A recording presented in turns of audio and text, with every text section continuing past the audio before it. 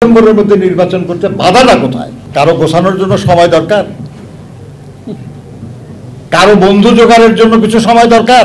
সেই জন্য জনগণের ভোট দেওয়ার যে মৌলিক মানবাধিকার, এটা বিলম্বিত হবে।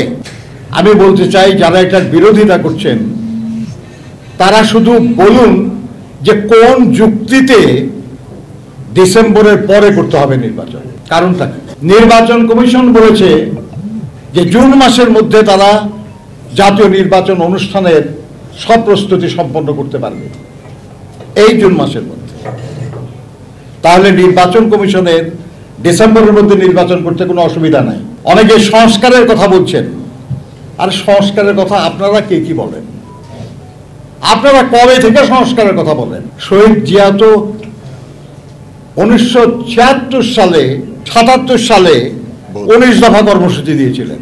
চমৎকার মস্ত বড় সংস্কারের কর্মসূচি। দেশনেত্রী বেগম খালেদা জিয়া 2016 সালে ভিশন 2030 ঘোষণা করেছিলেন, যেটা পরিপূর্ণভাবে একটা রাষ্ট্র সংস্কার প্রস্তাব। 2022 সালে বিএনপির পক্ষ থেকে বিএনপির ভারপ্রাপ্ত চেয়ারম্যান জনাব তারেক রহমান 27 দফা রাষ্ট্র সংস্কার কর্মসূচি ঘোষণা করেছে এবং সেটাকে সমৃদ্ধ করে আন্দোলনে যারা আমরা একসাথে ছিলাম যুগপথভাবে, তারা সবাই আলোচনা করে 2023 সালে আমরা 31 দফা রাষ্ট্র সংস্কার কর্মসূচি, রাষ্ট্র কাঠামো মেরামতের কর্মসূচি আমরা ঘোষণা করেছি।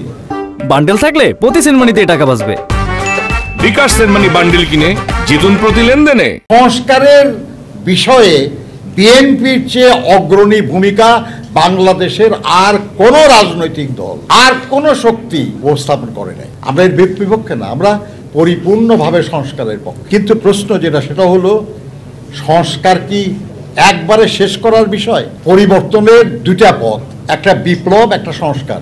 আপনি বৈপ্লবিক পরিবর্তন হলে খুব দ্রুত বড় পরিবর্তন ঘটে যায়, আর সংস্কার একটা প্রক্রিয়ার মধ্যে দিয়ে হয়, সকলের সম্মতিতে হয়, বিশেষ করে যারা স্টেক হোল্ডার তাদের সম্মতিতে হয়। ডিসেম্বরের মধ্যে নির্বাচন করতে বাধাটা কোথায়? কারো গোছানোর জন্য সময় দরকার, কারো বন্ধু জোগাড়ের জন্য কিছু সময় দরকার। সেই জন্য জনগণের ভোট দেওয়ার যে মৌলিক মানবাধিকার, এটা বিলম্বিত হবে? এটা তো হতে পারে। কাজেই আমরা মনে করি যে আমরা যে দাবি করেছি এটা অত্যন্ত যৌক্তিক, এবং এর বিরুদ্ধে যৌক্তিক কোনো প্রস্তাব বা কোনো বক্তব্য কেউ হাজির করতে পারে নাই।